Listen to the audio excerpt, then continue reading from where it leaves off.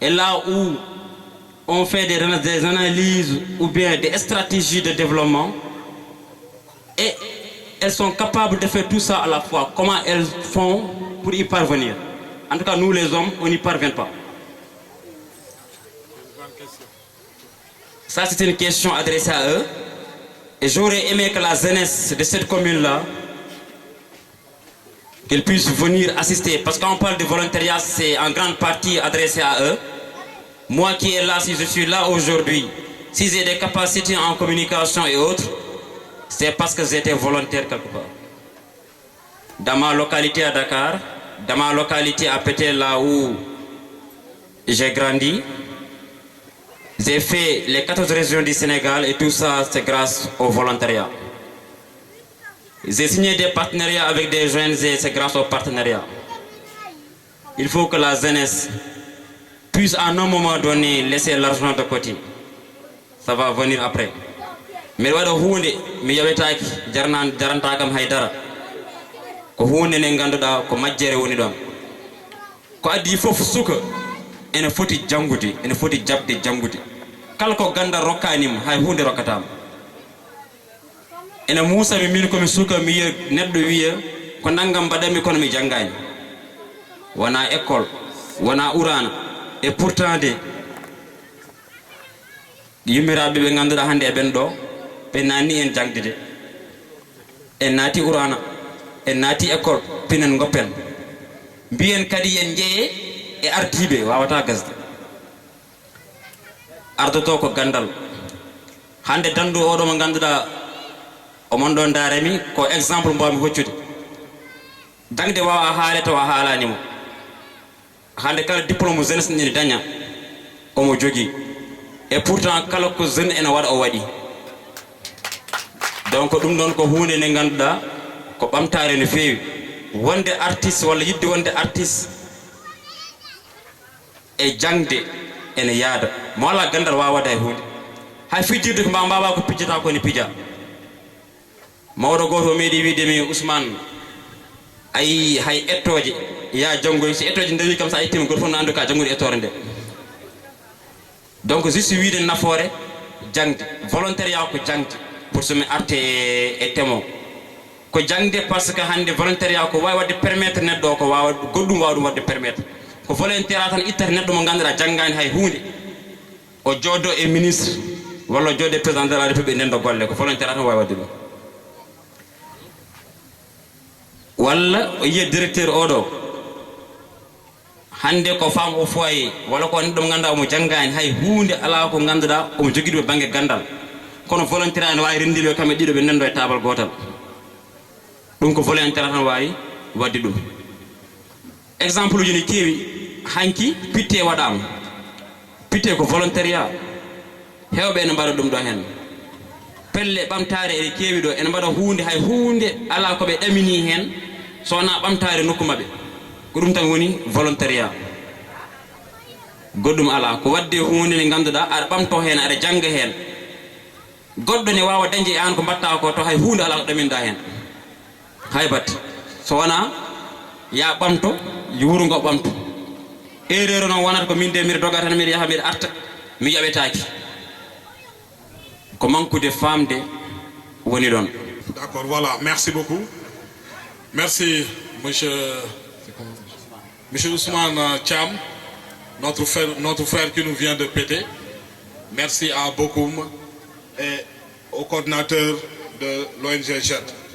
Donc, comme vous l'avez si bien introduit tout à l'heure, le thème est vraiment important. On va parler du volontariat comme moteur de développement local. C'est un thème qui est très très important, d'autant plus qu'aujourd'hui, on a une forte mobilisation des femmes, ce qui montre que ces femmes-là sont vraiment résilientes. C'est des dames, vraiment tout à l'heure tu as parlé de la grande question, comment elles peuvent arriver à gérer la famille et à être autre part des personnes entrepreneuses, etc. Ou bien des femmes transformatrices. Moi je pense que ces femmes-là, elles sont braves. Elles sont résilientes. C'est juste ça. Moi, ma réponse personnelle, c'est parce qu'elles sont braves et elles sont résilientes. Et aussi, elles comprennent les enjeux du moment, les enjeux de la vie actuelle. Donc moi, c'est ça ma petite réponse par rapport à cette question. Maintenant, pour entrer dans le vif du sujet, on va peut-être commencer par mon frère Gakou, ou bien mon frère... non, je vais commencer par la droite, et voilà, et introduire le thème, le volontariat comme moteur de développement local. C'est quoi le volontariat, en fait? Parce que là, aujourd'hui, les sociétés ou bien les communautés sont confrontées à d'énormes difficultés de nos jours. S'il n'y a pas un certain volontariat ou bien des actions qui sont menées pour trouver des solutions par rapport à ces problèmes, je pense que on aura toujours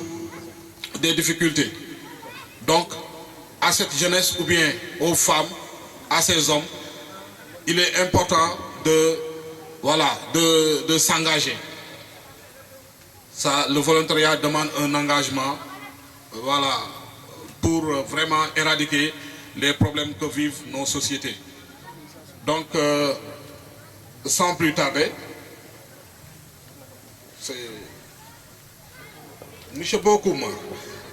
on va vous introduire par rapport au panel et vous allez nous donner vos impressions par rapport au volontariat comme moteur de développement local. Donc vous êtes libre de parler en pulaar parce que je pense que notre public est beaucoup plus à l'aise avec le pulaar. Merci beaucoup. Monsieur Bokoum, vous avez la parole.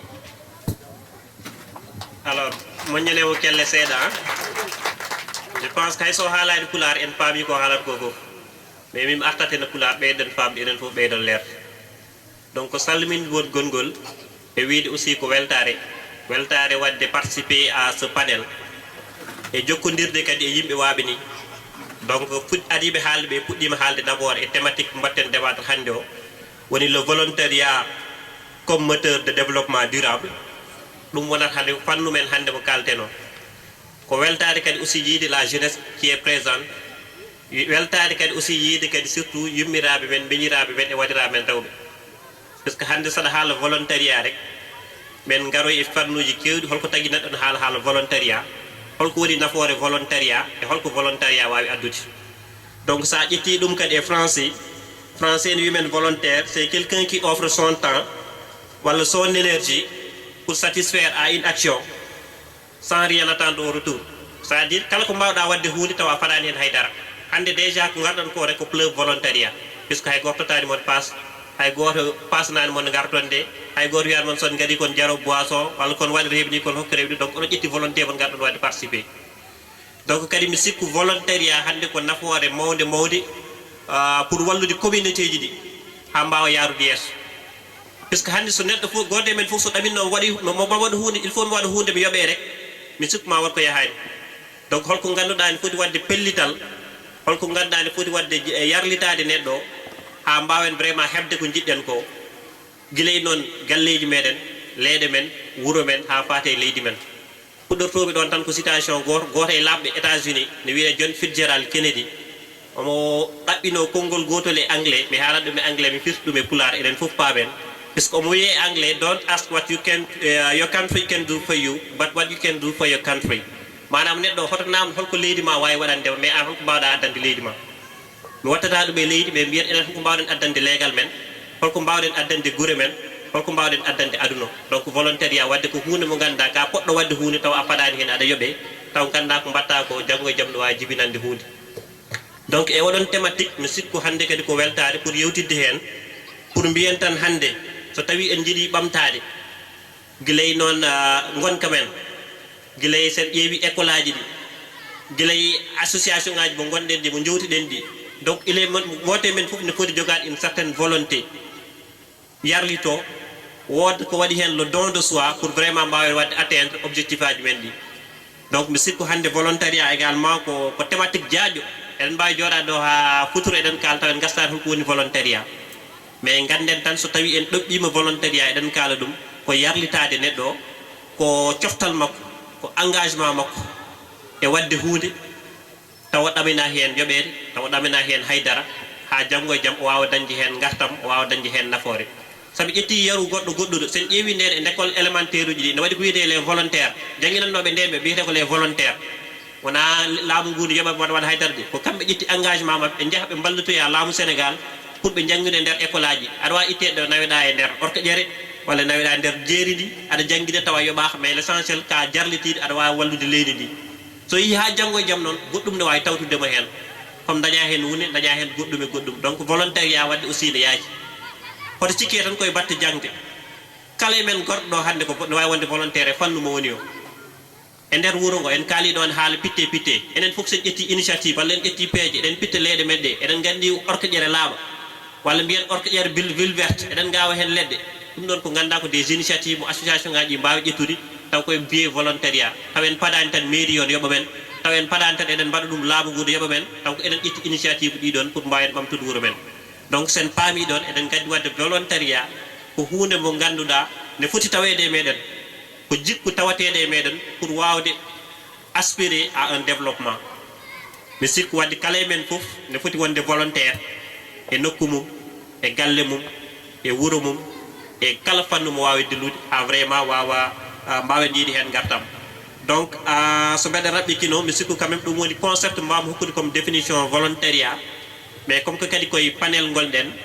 mi hokkat kadi les autres panélistes ɓe gaare hen avec leurs interventions kamɓene soɓe jawtima somi heptoyi konngol kadi aussi mi ɓeydo yañade e thématique o mi ɓeydo kadi haalande yimɓe holko woni fannu volontariat holko volontariat kadi wawi nafande yimɓe donc mi raɓɓikino ɗo en attendant les autres interventions soɓe gaari kadi min mi ƴeewoya ko ɓeydumi hen quoi merci beaucoup. Merci beaucoup Adjarama, M. Bokoum. Je pense qu'il est revenu largement sur la définition du volontariat et vraiment comment la population doit prendre cet acte, s'approprier de cet acte pour le développement de toute la communauté. M. Bokoum est revenu sur une phrase qu'il a citée en anglais, c'est-à-dire ne demande pas, don't ask what your country can do for you, but what you can do for your country. Donc, quand je traduis cela, c'est ne demande pas ce que ton pays peut faire pour toi, mais plutôt ce que tu peux faire pour ton pays. Je pense que cette phrase-là résume entièrement notre thème de ce panel. Donc, il est revenu en donnant des exemples par rapport aux volontaires de l'éducation. Si on se rappelle bien, dans les années 90, il y avait ce qu'on appelait les volontaires de l'éducation, qui n'avaient pas de salaire et pourtant qui ont accepté d'aller dans les plus profondes régions du Sénégal ou bien dans les plus profondes localités du pays pour enseigner et participer au développement éducatif de ce pays. Donc, vous voyez ce que le volontariat peut nous amener. Voilà, merci beaucoup, M. Bokoum. Et je m'en vais donner la parole à M. Gakou. M. Gakou qui est le coordonnateur de l'ONG JED ici à Matam, qui est un homme expérimenté, qui a mis sur pied beaucoup de projets et vraiment qui va nous gratifier de son expérience, qui va nous partager de son expérience par rapport au volontariat, mais aussi par rapport à l'entrepreneuriat aussi. Parce que, M. Gakou, quand on est devant une aussi belle assemblée constituée de femmes, je pense que vous ne pouvez pas parler sans pour autant leur parler d'entrepreneuriat. Je pense que le maître mot qu'elles veulent entendre, c'est ça. Bien sûr, vous allez parler peut-être du volontariat, mais je pense que peut-être on va faire une petite digression en parlant d'entrepreneuriat féminin. Merci beaucoup, M. Gakou, de vouloir bien prendre la parole, s'il vous plaît.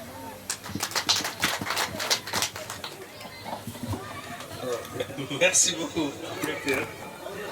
Mais jalat parce que so won ma ganda so be kali an ala galda. Ala sel won ma ganda so be ngadi mo halde. An abeda tan mais awawa halde ko c'est trop compliqué de parler après ces brillantes interventions. Alors, hande ko cadre ko volontariat biiden biyon ko moteur de développement local manam hande taw ko volontariat ko auto moteur o hande woni développement no développement ko local hande tay so woni no auto en doga ko donno dum do hande woni volontariat sen bi développement local woni kan ko ganduda ko yimbe nendi woni rendo woni école woni juma woni marché woni legal kala ko ganda wona neddo godo jeydu ko yimbe ndendi dum don woni local dum don woni développement joni sen bi volontariat ko bogum haali ko eko directeur haali kambe ko fof haali ko godo mowu didi taw hande ko surtuglel ngel jangal école so jangi leçon ha gasni sa yimo wat résumé leçon ko e mowu didi ko engagement citoyen engagement woni dara neddo daro pour wadde huune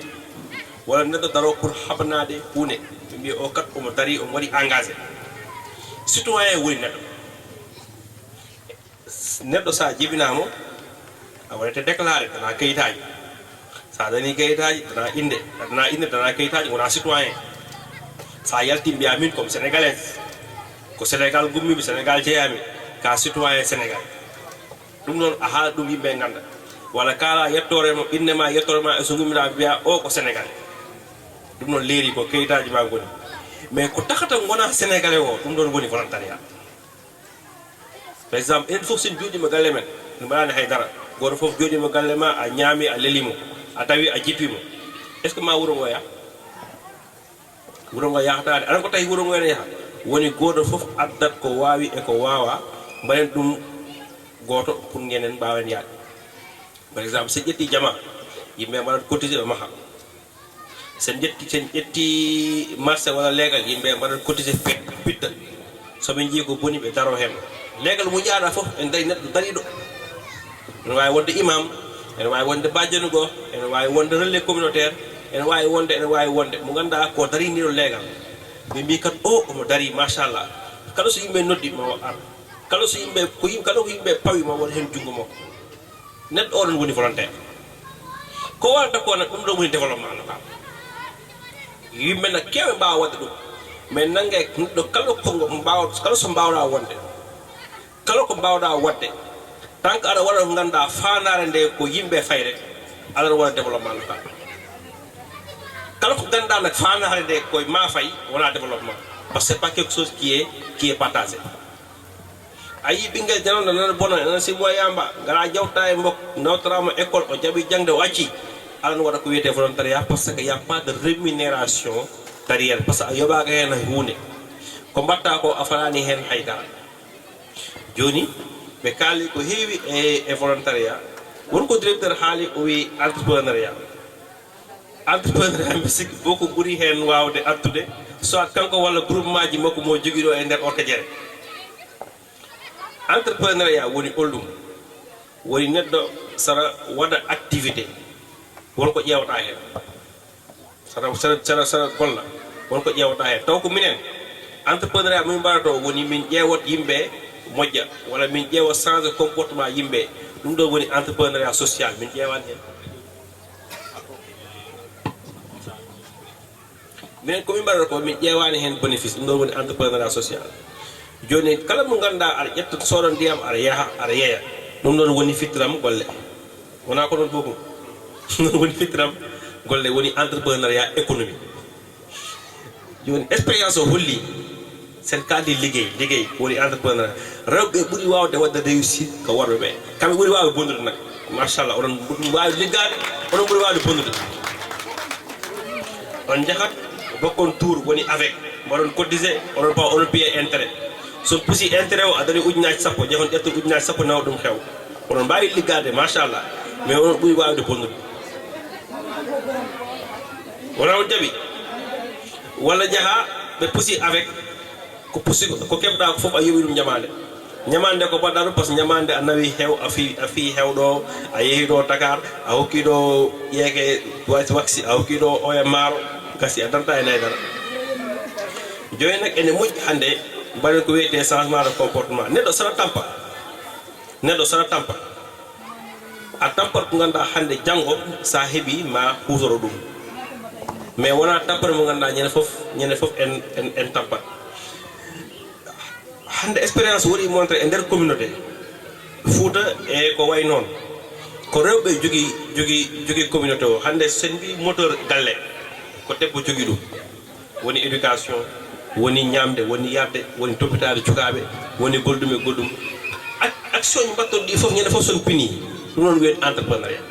soit ko ɗiɗi mbatton taw aɗa neha jooli aɗa neha ɓinguel ma aɗa jangguinamo aɗa nawamo école aɗa tottamo ñamde aɗa ndaara so yeehi ɗo so yahani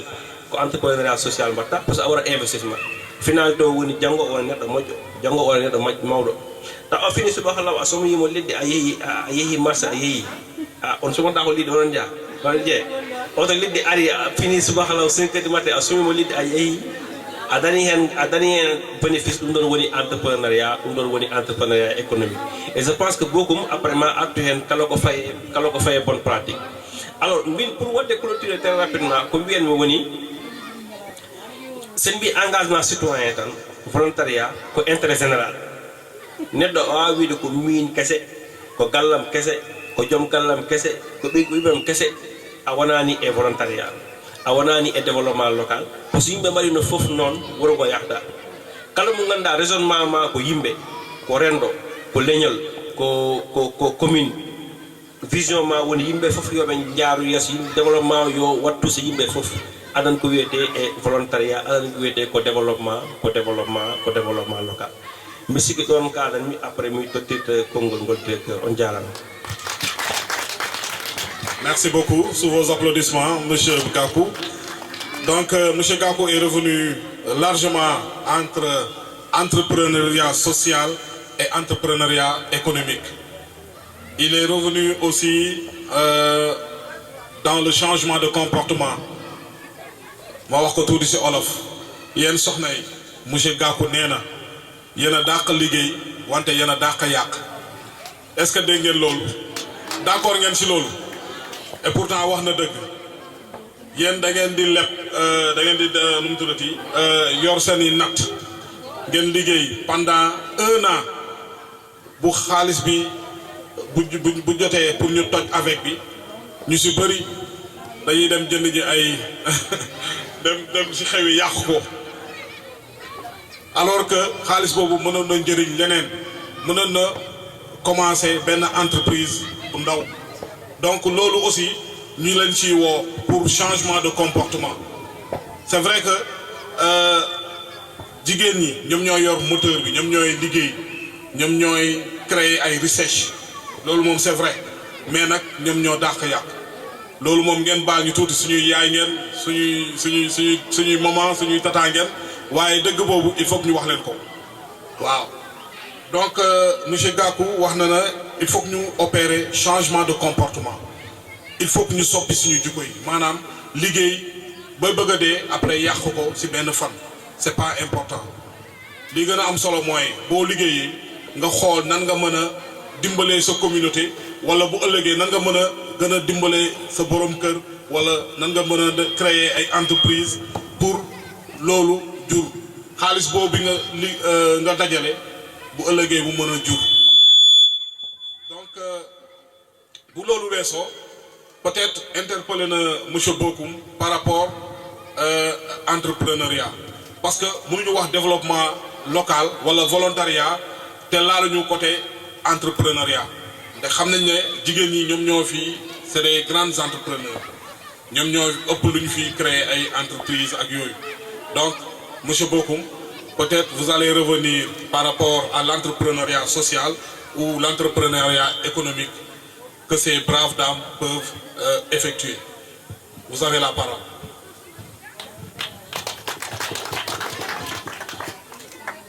Alors mi jalat seeɗa puisque Baboucar ko renndide min e mon quoi donc voilà min ceerno ma so haali a farani haalde haydara wona en jaaɓi walla on jaɓani voilà wat sabi jodi mer won formateur entrepreneuriat c'est grâce à kanko donc do aussi ko yettude mo gilay style managérial makko e douce ko wadi amen go quoi donc no wini rek so haalino rek fotade nalde haydara mais sen kali haala entrepreneuriat rek en e wat firde dum e pular enen fo bayen famde entrepreneuriat wadade haydara sona fitoram gollago mais nak sa wi fitoram gollago a serda dum wadi ko perde didi no wadi entrepreneuriat social woni mo ganda mo batta o tawa damina hen dañji 15 ko manam surtout changement de comportement ene wadi entrepreneuriat goddo mo ganda ko c'est beaucoup centré sur l'aspect économique manam ko batta ko adani dañji hen ko famdi fof hayso ko mbuud manam ko wi nane ko ni ada ye lidima ada ye buna ada ye ligimaji ma jere ada ye café ma touba ada ye beñe ada ye baani ko wayno ne ko wayno taw adani dañji hen huude alors mi sikko hande ko weltare sa artude do e or jere puisque hande to jodi me publico ne wadi jesse mo keftini mi yida limde puisque ce sont nos bénéficiaires direct ko minen dusi men cadre projet o te hande mbadi entrepreneur ha ji hen koy men donc son jiido mi anda be wayi do dorogo nyaay donc dorogo nyaay elle fait partie des responsabilités koy goté projet amen mo ONG jet mo min jogi do e or ko jere ne douce suhabe be sur entrepreneuriat tagal no be dusande be dokkama ko wiete des kits de démarrage manam fuddore financement e fuddore financement de kadi ko henbe puddi golle mabbe habe dañi hande ham bawyani koy mabbe be badat ko waylude transformation be nehar ko baali be comoro be jeeyat goddume dum woni entrepreneuriat économique sami yettiri mo seede be yeto inde no bénéficiaire Salamata Sy je pense kanko de aussi c'est fait partie des apprentis mo ganda be dusi men cadre projet o ko suhabe ganda be ngari min dokki men compétence en entrepreneuriat min dokki men financement hande nana bada dérouler des activités kambe groupement be wadat ko aviculture be nekar ko gertode donc dum aussi c'est des modèles de réussite vraiment mo batten sadié pour wi di yimbe kadi la finalité de l'entrepreneuriat c'est un changement de comportement yimbe pinan tan bada entreprendre sa wadi entreprendre holko soyna tiagal mudum so tawi awa dañ hen mbudu yo won kam jikuma waylima hani so tawi neddo o mojjano enen nous sommes des entrepreneurs sociaux en duusi neddo en mbajim en kerjini en badi des sensibilisation en badi fof fandar de ko yo jikku o waylo so tawi ko en yeyanno walla goddum en badi entrepreneuriat économique fandar ne ko yo